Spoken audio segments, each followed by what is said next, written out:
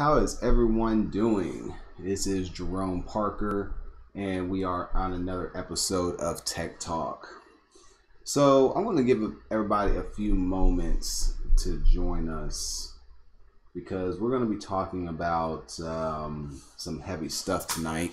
We're going to be talking about the YouTube headquarters mass shooting that happened and the state of safety, especially in the tech workspace.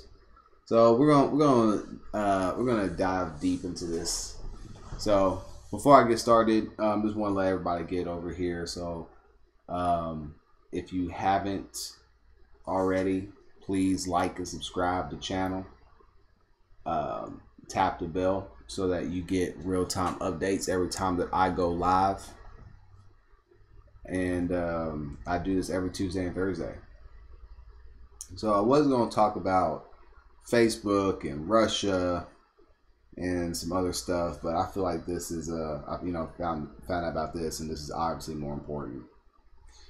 Oh, and don't forget, you guys can. I do have the telephone lines open. Feel free to call in. The phone number is 502-791-6409. That again is 502-791-6409.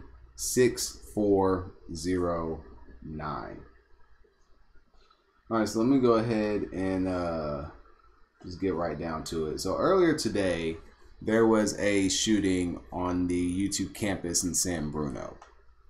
I want to say 4 people were shot. 1 person was killed. That person being the shooter themselves. Some people are saying that it was a domestic dispute gone wrong, whatever that means. Some people are saying, other things. But from what we know, it was a female shooter. Like I said, 4 people were shot, and the shooter shot themselves. I'm actually going to pull up the news article. I believe this is from the the Los Angeles Times. Woman opens fire at YouTube headquarters, wounding at least 3 before taking her own life.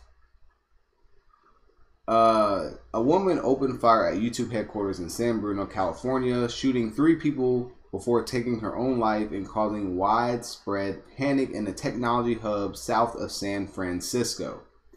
2 law enforcement sources told the Times that the shooting was a domestic incident, with the shooter targeting someone who worked on the YouTube campus. The incident occurred in an outdoor area that's easier to access than other parts of the campus, the sources said. It's unclear if the assailant worked there. San Bruno Police Chief Ed Barberini told reporters Tuesday afternoon that 1 person believed to be the shooter was found dead of a self-inflicted gunshot wound. 4 people were taken to the area hospitals for medical treatment, 3 with gunshot wounds. How you doing, Soul Alchemy? The condition of the 4th person was not available.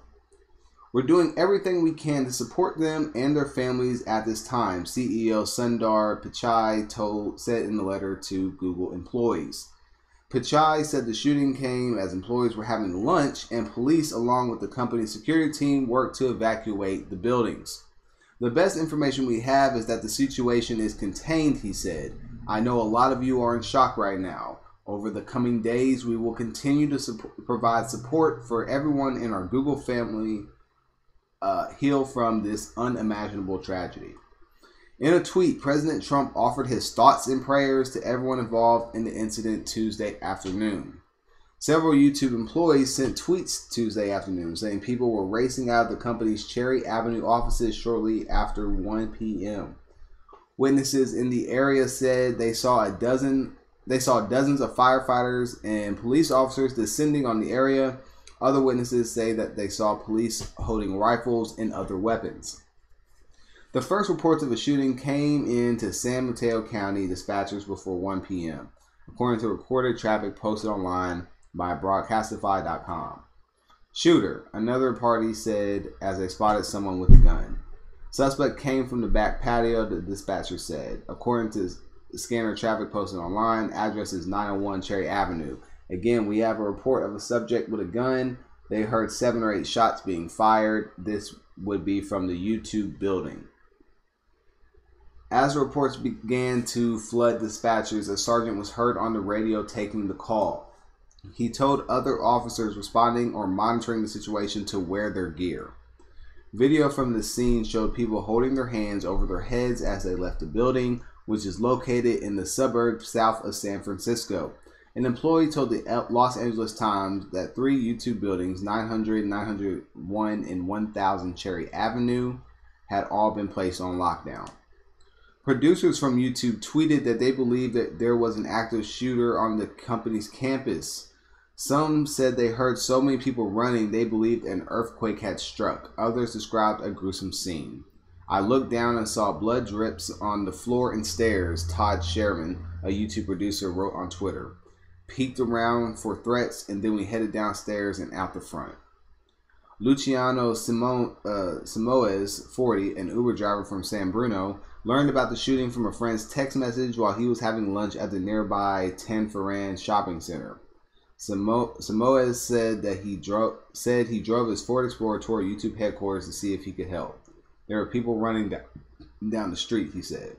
Simoes said he turned off the Uber app and started to pick up people he passed on the street. I just opened the door and asked if they needed help. I was getting people away from YouTube. At one point, I had 7 people in the car. I picked up one man from Sneef Lane, and when he got in the car, he just started crying. He was in shock. Simoes said he performed at least 6 such rides Tuesday afternoon. Michelle Tam, a hostess at the Hashes and Brews restaurant, said about a block away from the company's headquarters, said a swarm of police and fire vehicles drove in the area around 12:45 p.m. We see lots of cops and firefighters, Tam said. We can't see any people. It's just a lot of trucks along the street at the moment. Tam said 3 YouTube employees came to the restaurant appearing visibly shaken.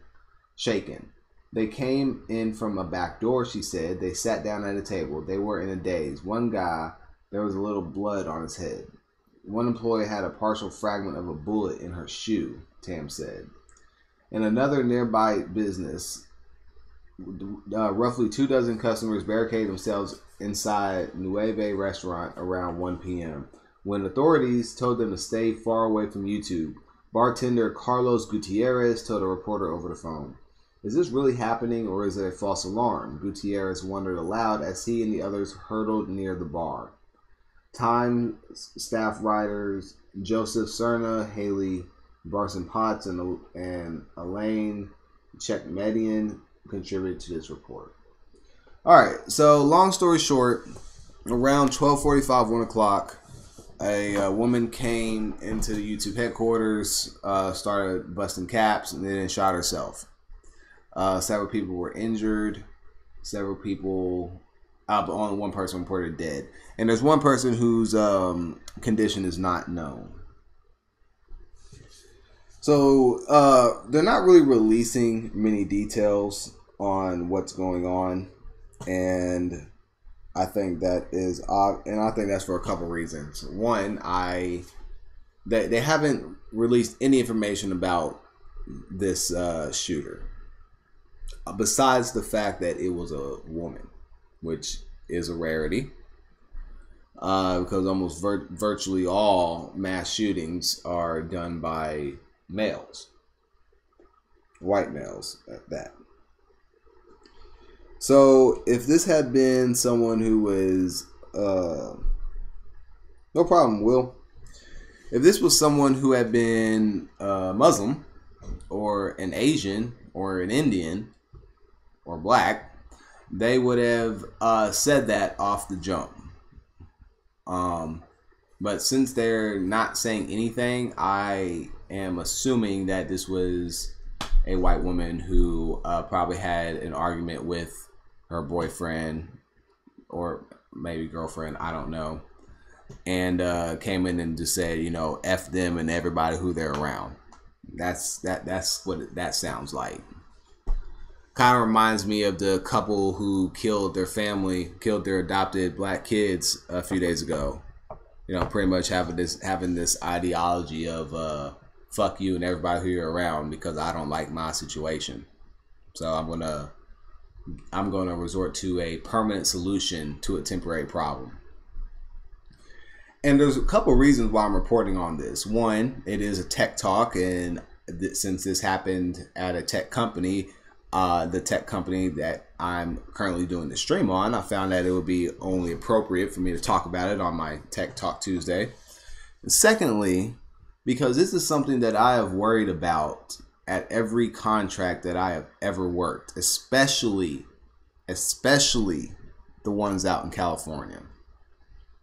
And I'm going to break this down. So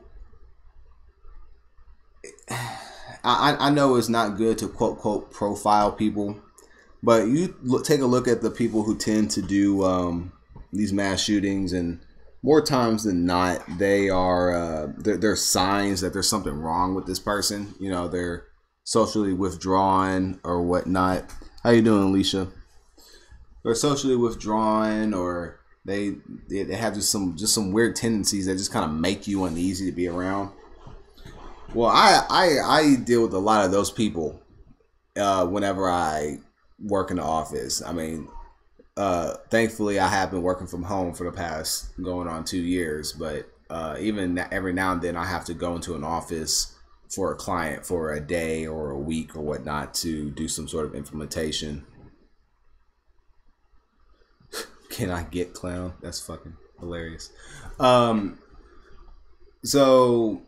So I've always, at almost every job that I have ever worked at, there was always at least one of those engineers that I was like, what the hell? You know, there's something wrong with this dude. And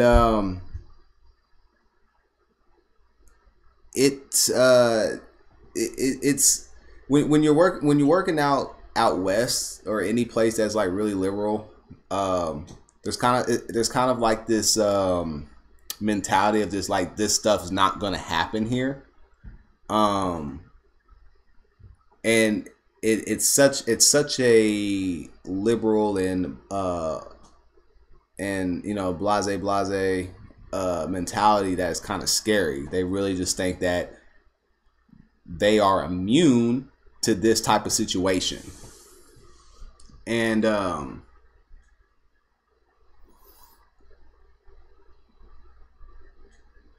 don't even know how to explain it. I'm kind of stutter stepping. It makes me uneasy when I'm in a situation where I feel that people do not take their own protection seriously enough.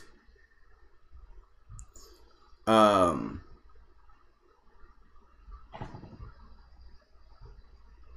said please shout out.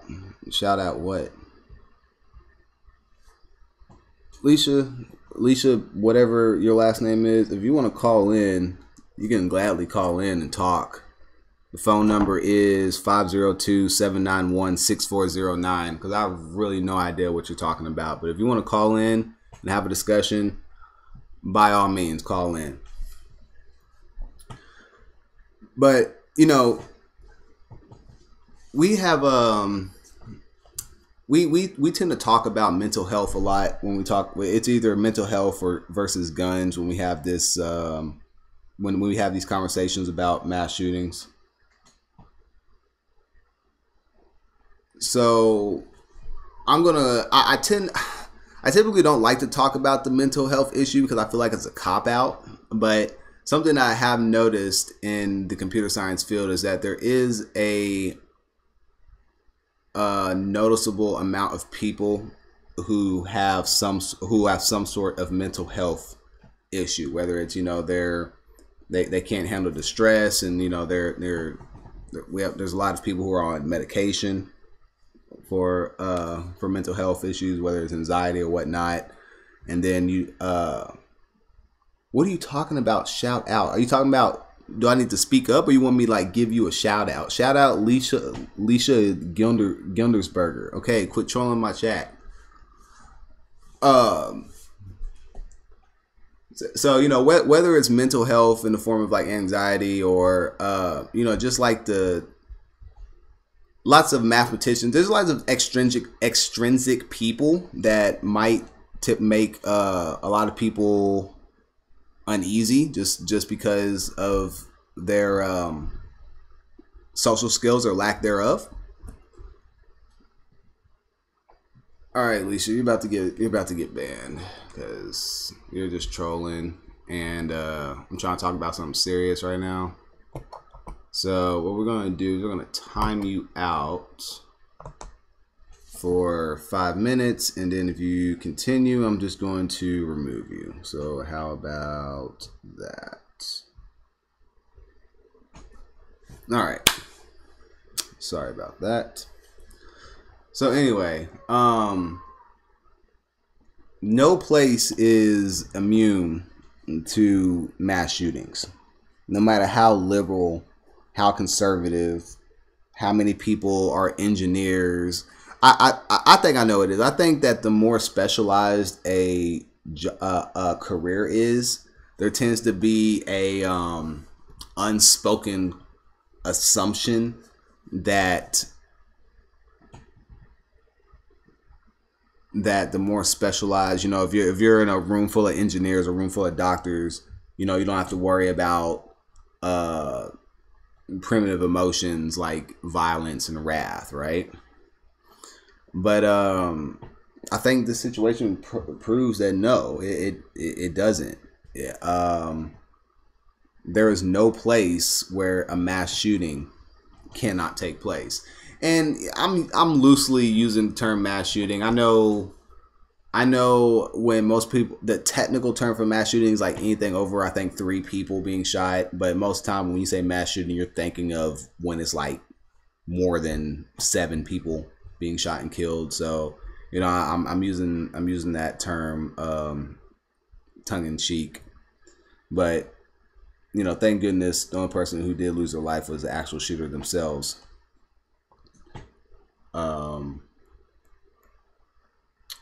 But what are you guys' thoughts? What do you think about the shooting? I mean, call up. I like to hear from you guys. The phone number is 502-791-6409. That's 502-791-6409. Mostly due to a lack of information that's being put out by the press. I'm pretty much just going off the LA Times article, and there was a couple other news articles that pretty much just regurgitated the same information. They believe it's a domestic dispute. I don't know. It could have stemmed from a domestic dispute. That doesn't really give it any. That doesn't make it any better. In fact, I think that if you have a domestic dispute with your partner and you're so selfish enough to go to your partner's place of work and shoot up people who had nothing to do with your domestic dispute, like, you're special kind of fucked. Like, I don't know, like, some people talk about, like, you know, who cares what the motive of the shooter was, and but, you know, I always like to know what the motive was for these type of things, because psychological reconstruction of people can be, you know, that data, that insight can help you to look for the next case to prevent the next case. I firmly believe. I don't know. I may be wrong. But what are your guys' thoughts on this? Do you think that it was a domestic dispute? You think that as I've seen some people on Twitter say, that's just a liberal conspiracy? I don't even know what that means. But, you know, do you believe it was a domestic dispute? Do you believe that it was something else? I mean, California has some of the strictest gun laws in the country. Does this incident help people whose argument is anti-gun control, or is it still something that helps people who are pro-gun control? What are your thoughts? This was a technology company. Don't you think that they should have had some sort of technology, some better security systems, whether it be metal detectors or their check-in process? I mean, we have what's it called? Image recognition software that, and as many, and I mean, you're talking YouTube, there's cameras out the wazoo. I'm sure they could have had some sort of visual security system that can recognize guns or something. I mean, we can just think outside the box all day. But what do you guys think about it? The chat is open and the phone lines are open. Don't be afraid to call in. Actually, you know, if people call in, I think I got some shirts left. If somebody calls in, first person to call in to get a free t-shirt. And also, I got some iPhone 10 phone cases. I don't know if anybody in the chat room's got an iPhone 10, but if you call in and you have an iPhone 10, I'll also give you one of these cases because I can't do nothing with them. But yeah, I mean, I'm pretty much leaving this up to you at this point. What do you guys think? Most companies are using chips now. Yeah, like you're talking about the RFID chips to open the doors and stuff. I mean, I would think that YouTube uses chips. I mean, Apple, when I worked at Apple, they used chip technology. You couldn't open the door unless you call chip. The phone number is 502-791-6409. I'm going to put it in the chat real quick. Let's see, 502-791-6409. 12791-6409. Yep. All right, let me make sure I got Google Hangouts open. Yeah, so go ahead and call in. Have a conversation.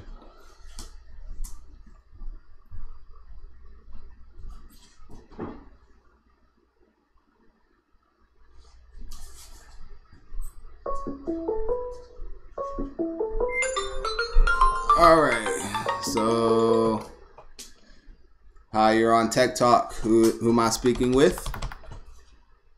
Greetings, this is Akasha, aka Soul Alchemy. How are you doing? I'm doing well, Soul Alchemy. Where are you calling from? I am in Atlanta, Georgia. Atlanta, Georgia. Awesome. Are you coming to PowerCon in Atlanta next month? Are you coming to PowerCon in Atlanta next month? The conference hosted. It's an alternative investment conference being hosted by Boyce Watkins. I'm actually hosting a hackathon there next month. Okay. I'm actually going to talk about it on Thursday on the Tech Talk. So yeah. I didn't know anything about it. Yep. We had to change some stuff up because you know, they changed all the rules on like ads for cryptocurrency, and a lot of it is based around cryptocurrency. So we had to like change some stuff around, and that really hurt our marketing when they did all that. But yeah, so what did you want to call up and discuss? He tuning in on Thursday to hear more, and I'm glad you're doing this topic. I had just posted a video about this. It was short, but I had just heard about it, and I didn't really get more details. Now, I have some questions. Okay. The person that did the shooting was not an employee? I believe they were not an employee, and they had a domestic dispute with their significant other who worked at YouTube. So this is, you were saying right before I called in about security and whatnot. That's what I'm curious about. Where's the high-tech company like Google and YouTube? How was this person able to just walk in? I find that suspicious. Yeah, and coupled with the fact that they're not like talking about this woman at all, it really makes me think that, you know, it was a white woman who just kind of walked through the door and started capping. So let me tell you a story about when I was at Apple. All right, so I was a senior engineer at Apple a few years ago. And I had my badge, and it's got the chips in it. So every building you have to badge yourself in, and they have a rule that you can't badge anyone else in. Everybody's got to do it single file line because it logs who you are and what building you're at and whatnot. So I remember one time my wife was coming to pick me up, or my wife was dropping me off from lunch break. She picked me up, dropped me off at lunch break. And so, you know, we're in the parking lot, And you know, I'm just saying my goodbyes and whatnot, giving my son a kiss, and the security officer pulls up and like parks their car in front of my car so my wife can't drive away. And then they just start interrogating us like, who are you? What are you doing here? And I'm like, I work here. Here's my badge. And then he like snatched my badge from me and then was like, you know, called his little dispatch or whatever and looked up my badge number. After 5 minutes, you know, they were like, okay, well, we don't like people waiting in the parking lot, et cetera, and they let me go. So, you know, we were only in the parking lot for like 2 minutes. Like it wasn't, we weren't there for an extremely long time. But, you know, Apple stuff is doing that kind of stuff. Like, why didn't anything like that happen at YouTube? You know, why, I'm sure that they have some sort of check-in system where you at least have to write your name down or something, I would hope, unless it was a situation where this person was really well known and, you know, they were like, oh, hi, Judy, just come on through. I mean, I don't know what the situation was, but it is very interesting that there was no, because I mean, I know YouTube has a security on site. You know, I've been past that headquarters in San Mateo. I mean, I know they have security there, so I don't see how all this happened. I really don't. So let me ask you a question. Since you seem to have more on the story than I do, did this occur inside the building or just out in the parking lot? I believe it was in the building. Actually, okay. I had another. Because I can recall an incident, which probably isn't that relative now that I think about it, because the incident is what led this company to get, you know, electronic doors. You have to press the badge, but there was a female who came and killed her man at a job where I used to work and killed herself, but she did it in the parking lot. So. Actually, you know, I have it up. A place, it actually says it occurred in an outdoor area. So, so I know the YouTube campus is kind of like one of the Apple campuses where, you know, they have little, what's the little atriums or whatnot where people like they eat their lunch and stuff there. Well, let me say this: even with a place like Google, YouTube, I'm sure it puts a lot of people off. You know, content creators and whatnot. I would think that they would have not so easy access to the parking lot, because some places like, say, FedEx Express, you know, you're not just getting in that parking lot, it's gated, you know, so. Right. I understand her picking them up, but even still, like you were saying before with the example, so to speak, usually places like that are pretty secured and they're kind of strict about, I don't know. What I'm getting to is that I feel like something is missing from the story, or they're not getting, because they can tell us what they want to tell us, you know, at the end of the day. Right. So, okay. They can tell us, Caucasian? They're not saying. So I'm gonna read this. I'm gonna read this paragraph. 2 law enforcement sources told the LA Times that the shooting was a domestic incident, with the shooter targeting someone who worked on the YouTube campus. The incident occurred in an outdoor area that's easier to access than other parts of the campus, the sources said. It's unclear if the assailant worked there. That last part is complete and utter bullshit, because as soon as they found who that person was and, you know, got their ID or whatnot, and they put it in their computer, or all their information pulled up. So they knew if they worked at YouTube there or not. So the fact that they didn't say that they worked, because if they did work at YouTube, I mean, that would have, as many people who were in the building, who were running, somebody would have recognized, oh, hey, that's so-and-so, and they would have tweeted it. You know, somebody would have tweeted it, put it on Facebook, something. So, and then the police, you know, the 2 law enforcement sources, they would have known that if that person had worked at YouTube, they would have said so, because there's no way of hiding that. So that's just code speak. So it was basically somebody's girlfriend. And you know, I don't mean to make it a race thing, but that's why I asked if she's Caucasian, because usually when these types of things happen, they are generally, you know, of the Caucasian persuasion. And I think when you were asking, you know, different questions about, you know, what might need to change or what are some of the reasons or whatever, you know, I just think that with like, I understand it's a high stress job. I get that part. But schools are being shot up as well. So, you know, it's a variety of places. Like you said, no place is exempt nowadays.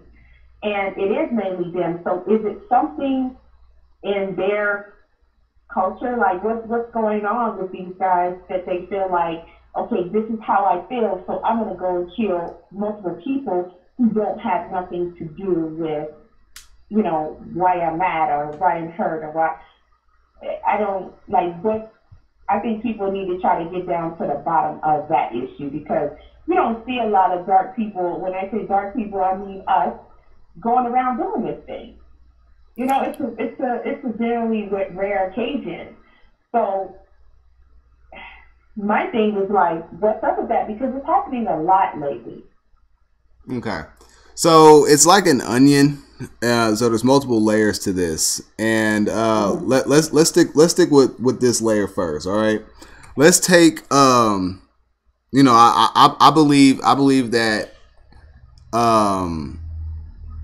you know, culture and culture and instinct kind of go hand in hand to a degree. They're not completely they're not completely intertwined, but they do kind of cross paths. So let's look at the ancient you know, Caucasoid versus the ancient Ebenoid. So, you know, yeah, the Caucasoids, they were stuck in the Caucasus Mountains during you know, the freezing times. It was cold as shit. And you had the Ebenoids who were in Africa, and it's like 90 degrees all year round, and literally everything in the world can grow on this continent. So you're living in, so you have one group of people who are living in the ice and one group of people who are living in the sun. So the people who live in the ice, in order for them to live, because nothing grows in the tundra, you can't grow your own food.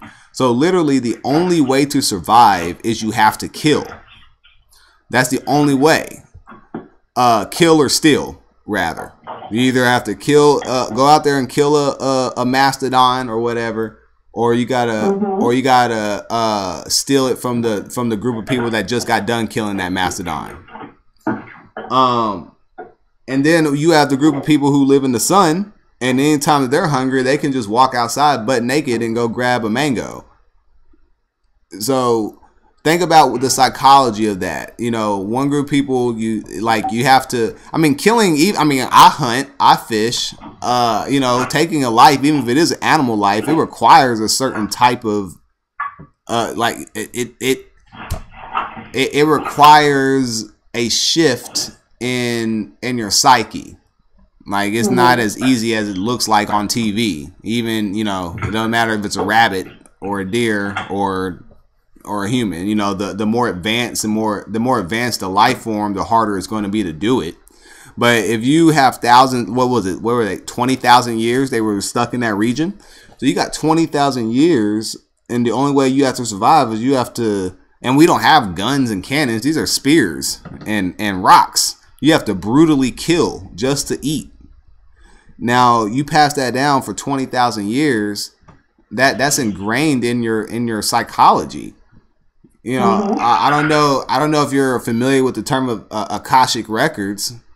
So I mean, yeah, all that's in your Akashic records. So to a degree, you can't to a degree highlight the point. To a degree, you can't blame them. I mean, that's like literally how they had to live for 25,000 years. So then you take that same. I don't know if I agree with the can't blame them part, because although I agree with everything you're saying, I fully understand the analogy of it.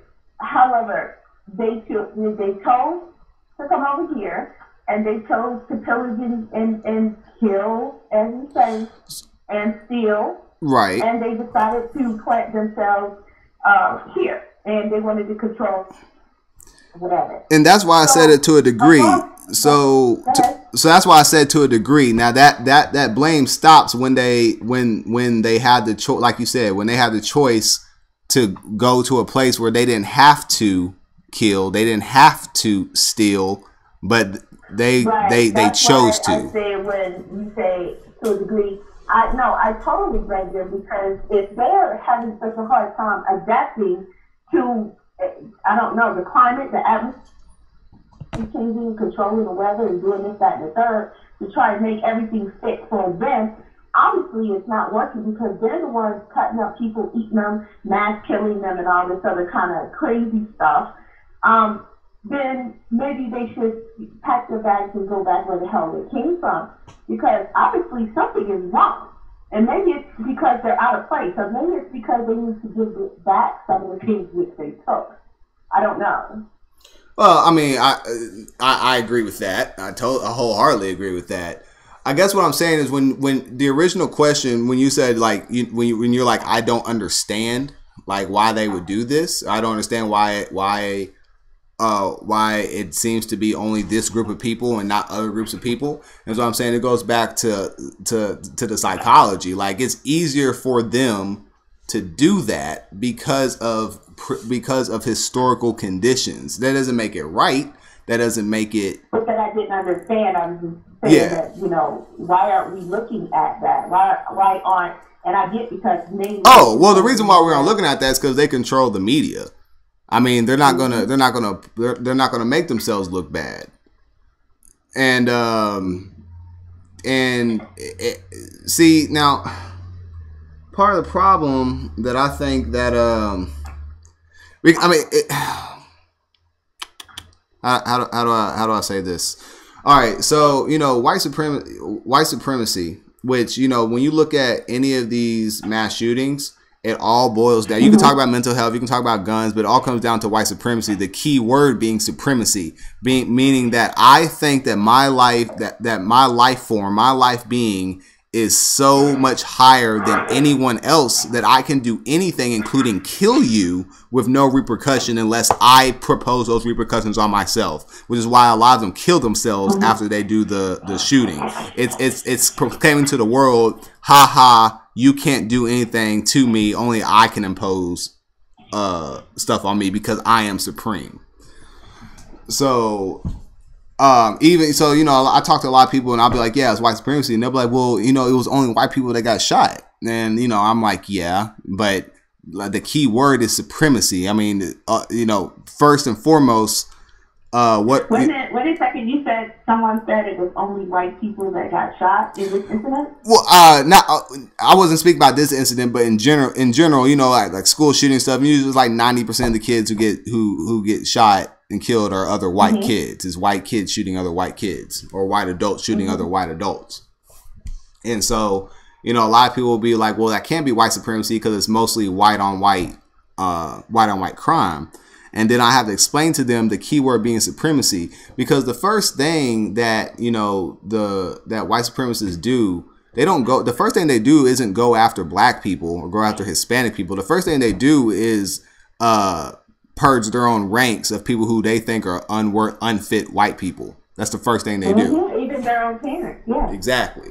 So when you see these kind of things, what you're seeing is, and like I said, a lot of this goes back to subconscious psychology. I think that a lot of them, because a lot of them do write manifestos and they explicitly write what they're thinking, but some of them I think is a subconscious thing. They may blame it on something else, but the true cause is they're trying to do a purge. It's ultimately they're trying to do a purge. That's why you see a lot of these conservatives, when the shooters are like right wing, they're going to like hippie spots, liberal spots, and you know, shooting up left wing white people or whatnot. Or even when you have the people who are the far left people who will bomb the far right people, because whether you're far left or far right on the spectrum of white supremacy, you still view the other side as an unfit white person. So, you know, this is another thing when I try to tell black people when they try to get on this whole, oh, I'm a Democrat, I'm a Republican. I'm like, it's two sides of the same coin. See, you know, the right wing, they'll do things like, you know, just come burn up your town or whatever, right? You know, or fire call to arms. Left wing, they do shit like poison your water supply, or you know, systematically starve you. Like, what was his name? Was it Stalin? Starved like 20 million people systematically. Like, you know, you can't. Hey, there's no gun I could take to go kill 20 million people. So, you know, the end goal, like they both sides do mass damage, and it's just a matter of whether they're doing it one on one or they're doing it slowly in batch. So, like I said, this stuff goes deep, you know. So this person, this woman who came in and shot her significant other, and I don't know if it was a man or I don't know if she was heterosexual or homosexual, if it was a girlfriend she shot or a boyfriend or husband or whatnot. I don't know what the dispute was about. I'm sure those details will come out in the next few weeks or next few days rather. But, you know, she comes into the outdoor area. I'm assuming, because they said it was around lunchtime, I'm assuming that this person was having lunch with their colleagues, and the lady came up and, you know, started capping. So I'm assuming, because I believe the gun was legally owned, and considering only 4 people got shot, it was probably a handgun instead of an AR-15, because I'm sure they would have said that. Can I ask you a question? Yes, ma'am. Go ahead. Because you were saying YouTube had, I keep saying YouTube, California has strict gun laws. With that being said, why, do you know how strict, do you know what that is specifically, or? Yeah, so... Okay, so I'm from Kentucky, right?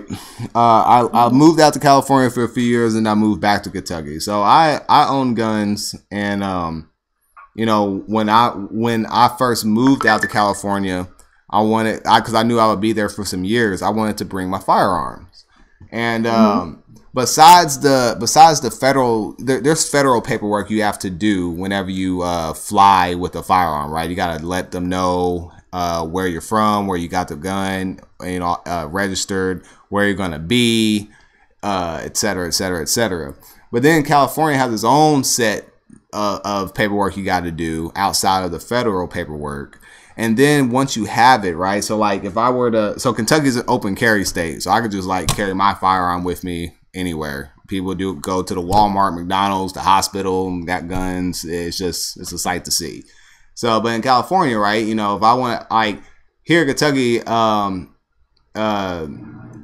could just like ride with my firearm on my seat, as long as it's plain open in the view or whatnot. In California, if I want to ride with my firearm, it has to be in a lockbox, and it has to be separate from the ammo. So like I could I could have like the handgun in the glove compartment, but the ammo has to be in a lockbox in the trunk.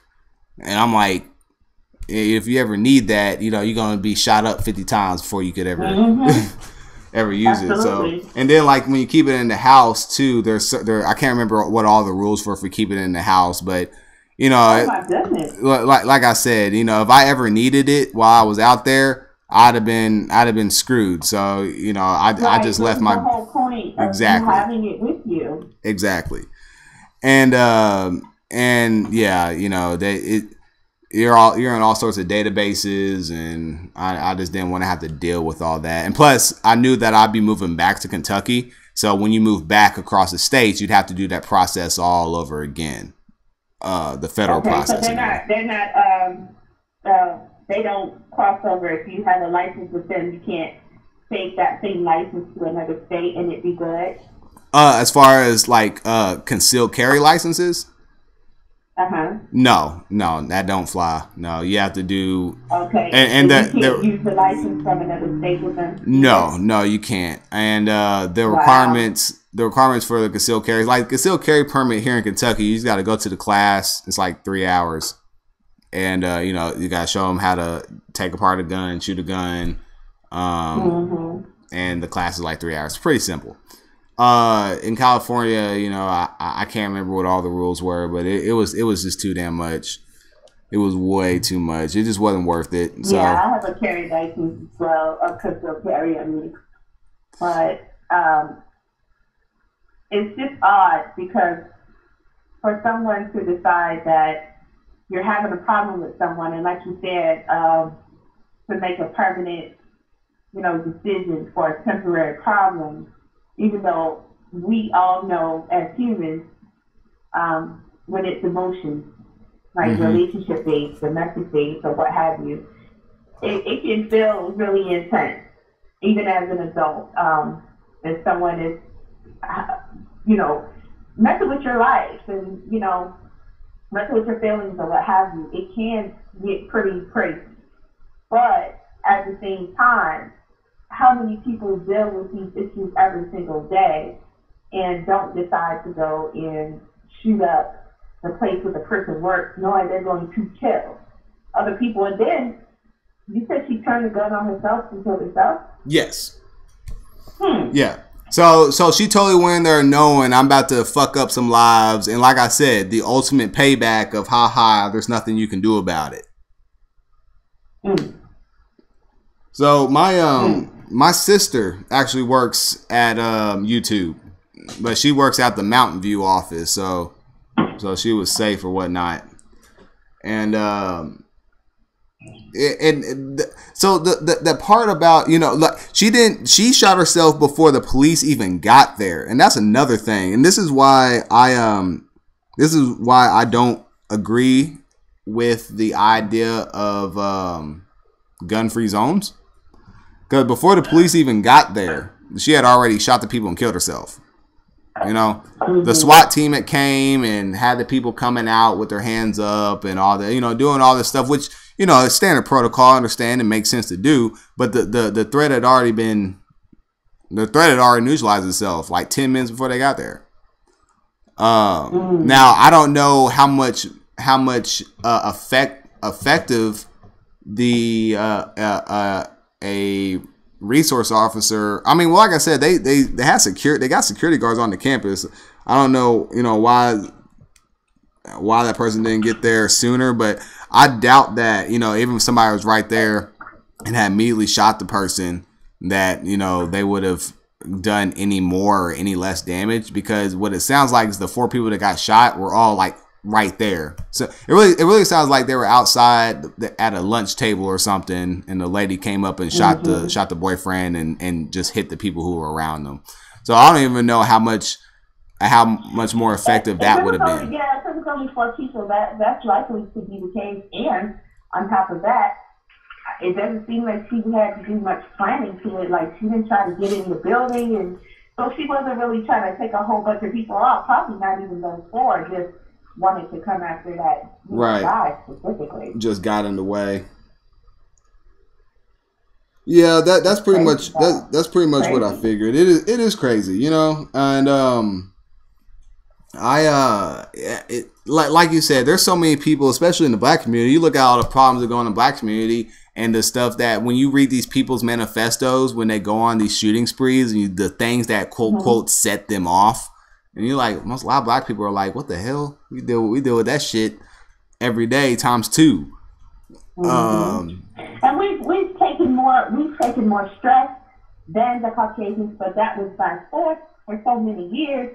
Regardless of whether it was by force or not, we have been forced to endure it. Like, no matter what it is, how bad it is, they could rape you, beat you, slaughter you, tear your wife in half right in front of your face. And you have to learn how to deal with it, hold your head up, sit down, do a dance, and keep it moving. You can't do anything about it. They've never been forced to have to do that. No.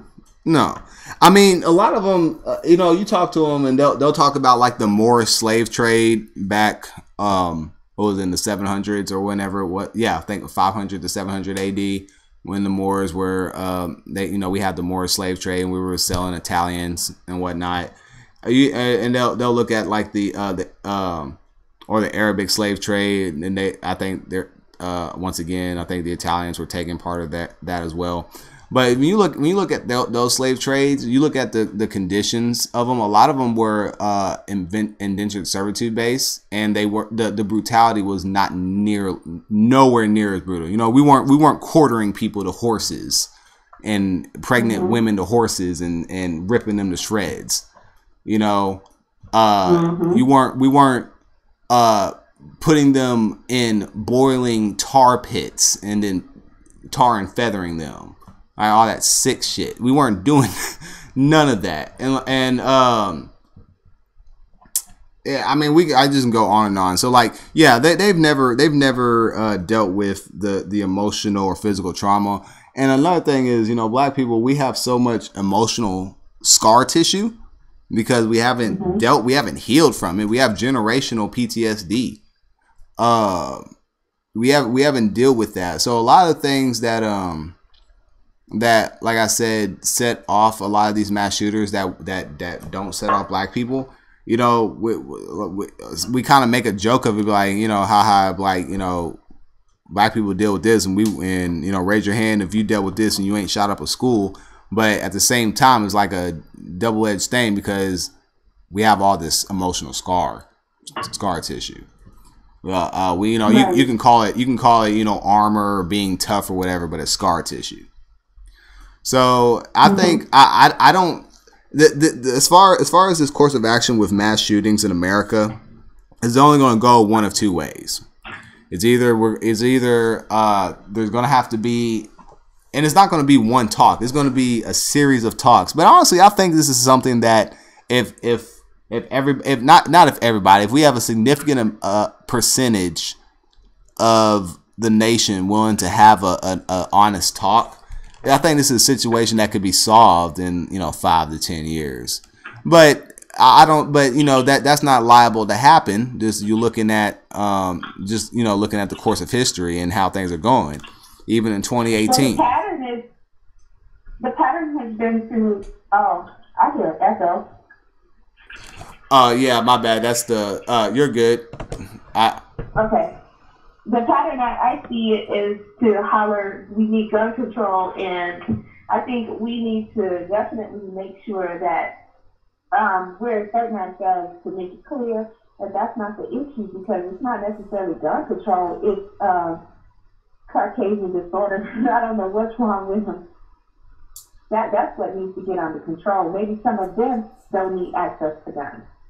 Well, yeah. I mean, like I said, when you look at the people who are doing the mass shootings, it's not just enough to say that it's largely white males. In this case, it was a white. We think it was a white female, but they're white supremacists. You know, like I don't want, especially for young people who are listening who Mm-hmm. you know, don't understand otherwise. If it's very important how you present the information, because I don't want people being embittered and just thinking that Mm-hmm. because there is a solid difference between a white person and white supremacists, because white supremacists kill the white people who they deem aren't worthy, and that I think is an internal issue in the white community that needs to be that I think there's a fear of that in the white community, because, you know, he's like, hey, you say that you're not down with white supremacy, and then your own cousin wants to shoot you with a 16 gauge shotgun. You know, I'd probably not want to say much either. You know, especially down in the southern states, like, it's crazy. It's literally a mental illness. But I don't Yeah. have a solution for that. That's something that they created, and that's something that they have to deal with. You know, when I think about it, like, I'm like, damn, that sucks. But that's something that they have to. I don't know. I don't know how they're gonna deal with that. But if they don't deal with it, then they're literally facing their own extermination. Like, this can only happen for so long. Like, what is it? 60 something thousand people die from 60 well, between gun violence, drug overdoses, decline, a decline in sperm count, decline in birth rate, and I'm talking both nationally and internationally. Like, there's a lot of Mm-hmm. problems that they're facing that they have to get a hold of. So, I mean, between gun violence and the drug overdose, that's like 100,000 people a year in America alone dying, and vast So what majority do of you them. think about, like, with the school shootings, when there's suggestions of teachers having guns and That's putting gonna more officers lead in the schools? the whole thing with the teachers, having guns. That's gonna lead to black kids getting shot, uh, just for, you know, Rodney and D-Ray get into a fist fight, and now you got 2 dead black students. That's what I think is going to end up happening. I don't think that's a good idea at all. I think people are promoting an open air prison. I think, if anything, I think that's kind of like waving a red flag in front of a bull. You know, how many times we heard about these school shootings, and then like they'll target a teacher. You know, a teacher will end up getting shot, and they'll find out like that kid never got along with that teacher, or you know they just didn't like that teacher or whatnot. I think, you know, having a teacher who's like, yeah, I got a gun, I'm armed, and none of you kids even think about it. That's the first dude gonna get shot. That's what I think. And I tend to think like the ROTC people. Like I remember at my high school, we had an ROTC. His name was Sergeant Major. I don't know what his real name was or whatever. But I remember even back in high school, this was right after the Virginia Tech shooting happened. This was my freshman year of high school, and he was saying, you know, he thinks that people should teachers should be allowed to carry guns, and he went on this whole rant talking about these kids can put shotguns in their pants. Like we weren't allowed to wear sweatpants. We were a traditional school, so we weren't allowed to wear sweatpants or anything other than allowed that we were allowed to wear or whatnot. And they were like, yeah, the reason why we don't allow sweatpants is because, you know, kids can put shotguns in there. And I remember they showed us a video, where, you know, it's actually the videos on YouTube. You can look it up, where this white kid just pulls out like 20 different guns from his like cargo pants, showing you how you can like stuff grenades in your boxers and stuff like that. So that was his mentality, and he's a paranoid dude. So like I know that if he was given a gun, the first time somebody, you know, some kids who were even like play acting, you know, like that kid would get shot in the chest, and he would say he feared for his life. I know he would do that. So multiply him times however many, because every school got at least one teacher that's gonna be like that. And we're not even talking about the teachers. Teachers fear the students nowadays. I think maybe back when, I think we're probably close to the same age, but back when you and I were in school, and it probably would have went along a little smoother. But, you know, people as a whole have changed now, and even teachers, you know, they're crossing the line even more, doing things that are unethical, you know, with the students or against the students. So it's like, listen, the teacher could harm the student. Listen, I'm not, hold on one second. Hey, baby, I'm on a live stream.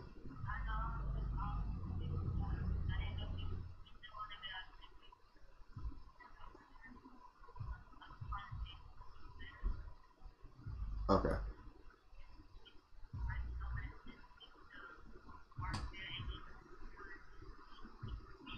Okay. All right. I appreciate that. Thank you. I will. All right. Love you. Sorry about that. There's actually a tornado warning in my county, and my wife just called to tell me there's a tornado spotted or something like that. So hopefully I don't get blown away while we're on this conversation. But yeah. So like you're saying, you know, you're talking about the ethics of teachers. These teachers can't even not like. I'm not gonna. These teachers are fucking their students. All right. So why would I want to give them a gun? You know, why would I want to give them a gun? And they out here, they can't even keep their pants down or keep their pants up around their students. When I heard her talking about the proposal, I was like, wow, you're gonna see one of these teachers fucking their students and then end up shooting them because they don't want them to snitch. I could be to add too. Would they be properly trained? Because, you know, they have some schools, I think it's in Mexico, some part of Mexico, that they do have the principals and the teachers are fully armed. And there was a video, I shared it on YouTube, and they were showing them doing an interview with the teachers and the principal herself, she loaded her gun pointing at her chest cavity and smacked the clip in. Yeah, you know? I mean, look. Is she properly trained? No. now, and how do you determine proper training? Everyone's mind is different. You know, the training as far as like knowing how to aim, knowing how to reload, that's, you can learn that in 30 minutes. The real training is, hey, how do you assess this situation? When do you know a situation needs to become lethal? Mm-hmm. And why are you giving them just guns? Why aren't we talking about pepper spray and beanbag guns, stun guns? Mm-hmm. You know, we have stun batons. Freaking. I don't know, boy and arrows. But these are children, you know. Why do we have to first shoot them? Exactly. And I mean, and like I said, I mean, how many? I don't know about you. I don't know how many school fights you witnessed growing up, but I saw a shit ton of school fights. And you ain't never had to win. Then nobody ever worry about nobody dying or getting hurt. Even when the principal or whatnot or assistant principal was breaking up the fight, it's like, all right, boys, calm down. Now you give somebody these tools. Because in the back of their mind, they're always like, everybody's going to know, hey, there is a gun in this room. There's always going to be this underlying tension. And now you got the underlying tension and stress. Now these two kids get into a fight, and now you're thinking, I gotta do something. And you're given, when you couple that with the fact, you know, they don't fire police officers. What makes them think they're gonna fire teachers? Ain't nobody gonna want to put Miss Smith in a cell. Right, and the thing is that will they have metal detectors in these particular schools? Because if they don't, and a verbal goes on between the student and the teacher, will the teacher just automatically, out of fear, resort to that gun, say, well, you know, like a cop, I fear for my life. I didn't know they had a gun. Exactly. And you know, for maybe for like small county schools that might work, but like my high school, right? My graduating class was like 1,000-something people. So that was just the seniors. You know, I don't even know how many kids in total were in the school, but it was in the thousands. You know, you're gonna have them going through the line every day. Come on now, let's think about time.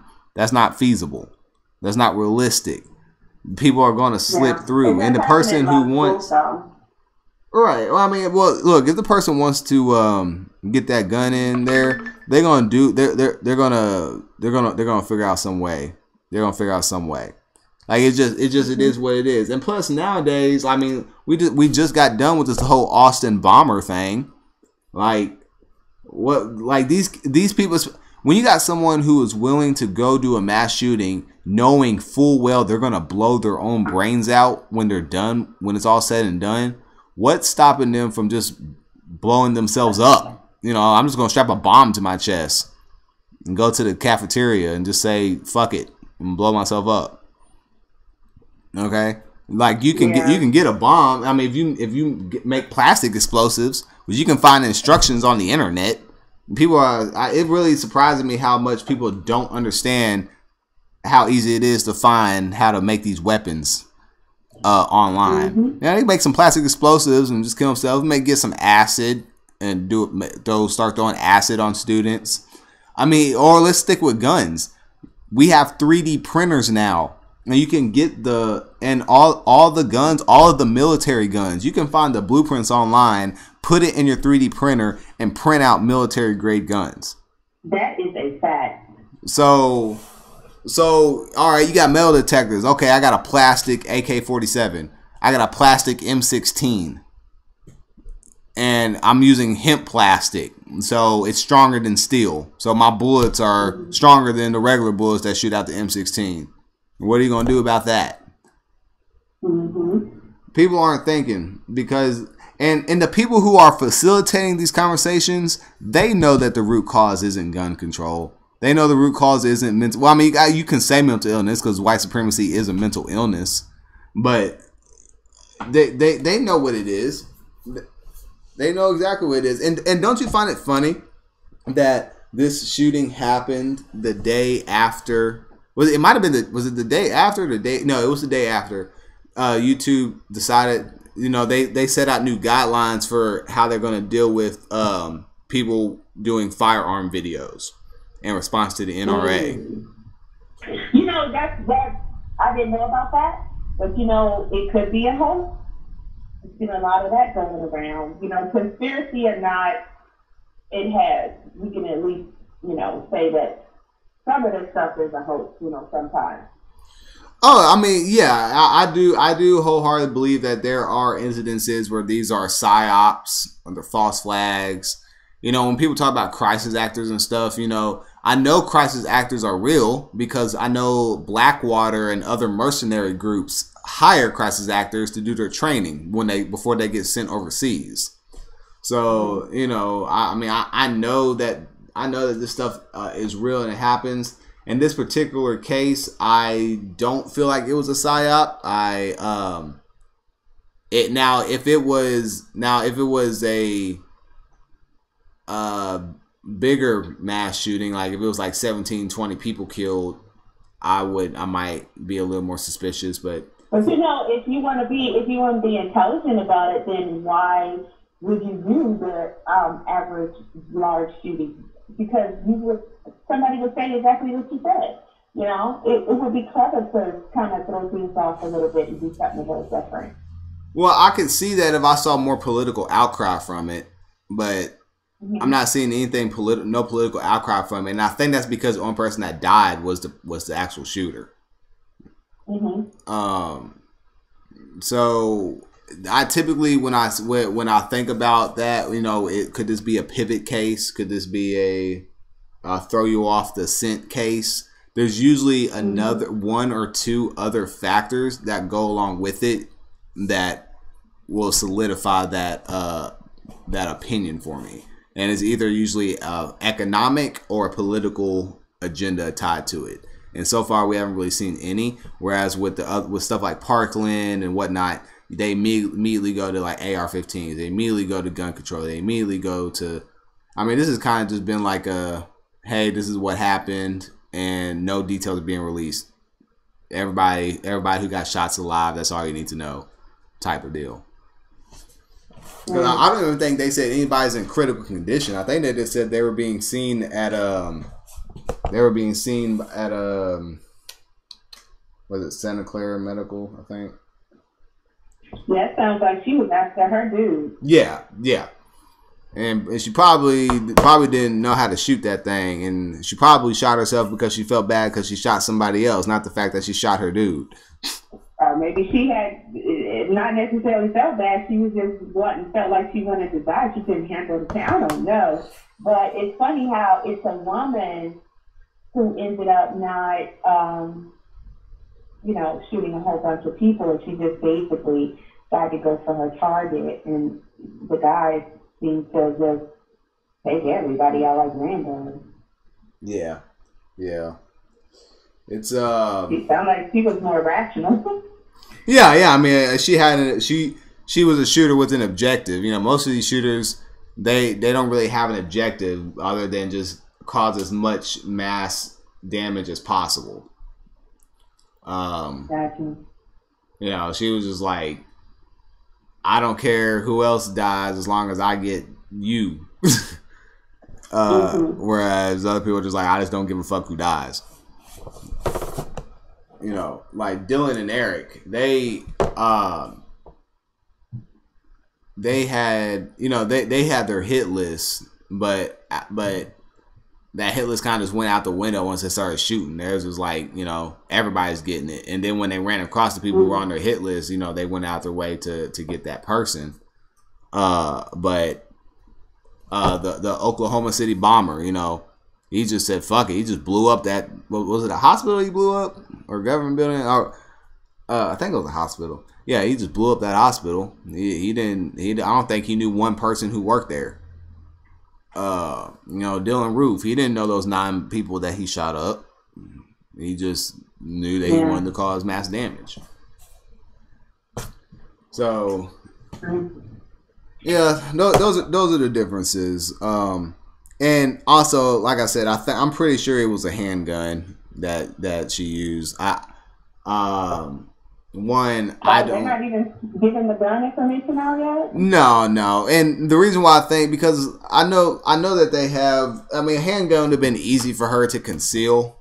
You know, if it was a shotgun or an AR-15 or anything, she would have had to walk across the campus with that. And I think, I would hope that she would have got, somebody would have seen her with carrying an AK-40 or AR-15 and called campus security or whatever. But if you have a handgun, she could easily put that behind the shirt. Mm-hmm. Which so when I look at the situation with the missing parts, that's pretty much what I think happened. Yeah. Well, it's just crazy. At the end of the day, for me, it is to see people, you know, doing stuff like that. It really is. But it's been real talking to you. I'm gonna have to go. All right. What I'm gonna send you a one of my Code Life T-shirts since you called in. So do you follow me on Twitter? No. Okay.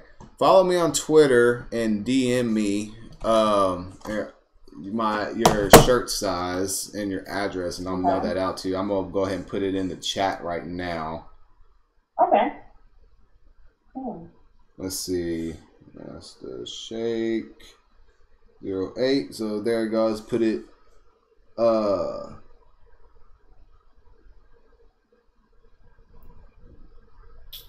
right. Cool. I just put that in there, and I didn't even see MA was been commenting all up and down in here. I'll get to your comments in a second. But all right, yeah, it's been real. Thank you. Feel free to call in again. Love having people call in. Listening in to the rest of the show. All right, cool. I think we're gonna wrap it up in the next 5 to 10 minutes, but do appreciate it and do call in again. So talk to you later. All right. All right. I mean, I'll take one more call if somebody calls in. We won't do it. We were on that call for 49 minutes. I think that takes the cake for the longest call I've done on stream. But hey, it is what it is. See, let's see. MA is saying a mental health issue what people don't want to speak about is a mental health issue a lot of white people truly have in this country. We cannot do anything about it. It has minorities. They have solutions for school shooting, but they don't want to implement it in predominantly white schools. Metal detector, simple solution. It works in the black school. Yeah, you're absolutely right. In the black schools, they put up metal detectors everywhere. Oh, you hear that? That's the tornado. We got tornadoes right now in the county. So, my wife called earlier, and then they just did the emergency broadcast. They said they spotted it. I live in a small county, by the way, and I don't know if you can hear it, but the wind is like gushing outside. So, you know, hopefully I don't end up in Oz somewhere. So, actually, should probably pay some close attention to that. I think I'm gonna get off here and turn on the Weather Channel. But I mean, it's been real. I mean, listen. These mass shootings are going to take place. They're going to continue to take place. It doesn't matter if it's in a school. It doesn't matter if it's in a factory. It doesn't matter if it's at a McDonald's. It doesn't matter if it's at a YouTube, Twitter, Facebook. They will keep happening. All I can tell you guys is stay safe, be vigilant, trust your gut. If there's somebody that they don't give you a good feeling in the workplace, you know, here's what I do. All right, I either just completely stay away from them if I got the vibe that they're just like completely out of it, or so actually in high school, I'm gonna tell this story and I'm gonna get off. In high school, we had a mass shooting threat from this kid. I'm not gonna say his name, but he used to get picked on, and we had a lot of classes together. So, I want to say that we were friends, but like I was one of the few people who didn't pick on him. I never took part in people ganging up on him and You know, when stuff would happen, I'd ask him if he's all right and whatnot. So one day, this was senior year, these kids had gave him a swirly. And so you won't meet everyone once you hear someone go off leave. So these kids gave him a swirly, and I guess that was his breaking point. So he wrote on the bathroom wall, you know, I'm gonna bring my dad's gun, and I'm gonna just kill everybody tomorrow. He said he was gonna bring guns, and he said he was gonna bring a bomb. And so, you know, everyone immediately knew it was him because, you know, the whole thing about him getting a swirly had went around the school, and then like an hour later, you're seeing this graffiti on the wall. So everybody put two and two together. So the kid got in trouble, and then like he got suspended for 3 days or whatnot. He came back. So we had a class together, and we were talking, and I was like, man, I heard about what happened, dude. And I was like, you know, you ain't gotta be like that. And in hindsight, you know, I shouldn't have risked my life by talking to this kid. But he told me, he was like, DJ, you've always been a good friend to me, and just want you to know that I wouldn't have hurt you. And I'm like, what the fuck? You know, I was just like in complete shock. You know, I didn't know whether to say thank you. I was just kind of like, oh, okay, that's nice to know. So you can't, you can't, there's no reasoning with these people. You know, I used to be like, yeah, try to befriend them, so you have that kind of situation, but that's dangerous. You don't know that he could have changed his mind and be like, you know what, fuck it, I'm gonna kill this nigga too. You follow me but don't know how to DM me on Twitter. All right, it's probably because I probably need to follow you back. So let me go ahead and do that right now. And follow. And I just sent you a DM. All right, I just sent you a DM. So just respond there and go ahead and add all that stuff. But yeah, I mean, be safe. Be safe. Don't worry about being nice and trying to hurt. You don't want to hurt someone's feelings, man. Fuck all that, because you can't fight death. You know, it ain't worth it. Be vigilant. I would say report, but as it's been the case, you know, whenever people report this shit, it seems like nothing is ever done. Even if the police go into the person's house and follow up with them, if it seems to be, if they're not black, they don't get arrested. You know, nothing happens. They'll come and just visit their house 33 freaking times and say there's not enough evidence to do anything. So, you know, I mean, hey, it might change. So you can tell if you want to, if it makes you feel better, but I always like to know where my exits are. I always, you know, and the people who I don't trust, I don't keep my back towards them. It is what it is. So you can call me paranoid, but I'm going back home to my wife and my 2 kids. Fuck you mean? I'm not doing it. So be vigilant. That's all I can say. See you guys on Thursday. We will talk on Thursday. I want to talk about Facebook and what's going on in the latest with them, meeting with Congress, talking about their Russia still using them to influence society, as well as their recent memo leak that came out yesterday about their desire to grow at any cost. The time, I try to stick with 8 p.m. Eastern Standard Time every Tuesday and Thursday. So 8 p.m. Is typically the time I go for. I usually start tweeting and setting things up around 7:30. I put my kids to bed around 7:30. Emergency broadcast alert. Take shelter. Oh, hell no. It says take shelter now. All right, let me get up out here for my black ass. End up in the next county somewhere with a tornado. But 8 o'clock Thursday. See you guys later.